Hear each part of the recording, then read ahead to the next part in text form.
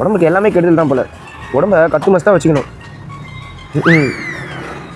இன்னும் எதுவுமே சாப்பிடக்கூடாதுப்பா இதுக்கப்புறம். ஏய் ஆயிடா. ஆமாம்மா, எப்போ வந்த? அதான் வந்தேன்.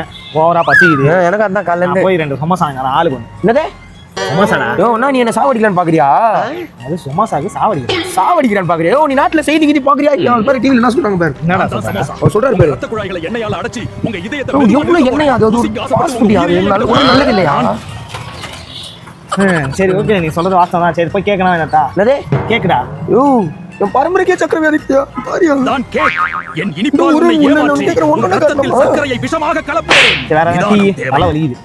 பித்தம் எதுவுமே சாப்பிடக்கூடாது. டீ கொடுத்து அவங்க சொல்றாங்க. Biscuit, no juice, puffs, ice cream, sandwich, pizza, burger, juice. நீ படுத்து என்னால தாங்க முடியலையே. எல்லாத்துக்கும் எதனா ஒன்று சொன்னா என்ன? உடம்புக்கு எல்லாமே கெடுதல். நம்ம வந்து ஆர்கானிக்கா இருக்கு. நம்ம உடம்பு கல்லு மாதிரி இருக்கும். அப்பதான் நம்ம 60-70 வயசு. ஏன்டா இப்படி ரெக்கார்ட் பண்ணுகிற? எனக்கு பசிக்குது. அதுக்கேற்ற மாதிரி எதனா ஒரு நல்ல டிஷ்ஷா நம்ம ஆர்கானிக்கா இருக்கிறத சாப்பிட்றதா சொல்லு. உனக்கு பசிக்குதா? எனக்கும் பயங்கரமா பசிக்குது. போறோம், பிரியாணி சாப்பிட்றோம், முழு திருப்தியோட வரும். என்னது பிரியாணி?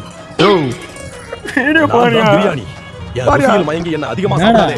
கோழி கால் எப்படி நடந்து வருது பாரு. எப்படின்னா வரட்டும்டா, எனக்கு பிரியாணி சாப்பிட்டே ஆகணும்டா. எனக்குன்னே வருவீங்களா? தேவையே இல்ல. நம்ம ஆர்கானிக்கா நீ புரிஞ்சுக்கிற ரசம் சாப்பிட்டுக்கிறியா? நம்ம புரிஞ்சுக்கிற ரசம் நீரே போனாலும் நான் பிரியாணி சாப்பிட வரமாட்டேன்.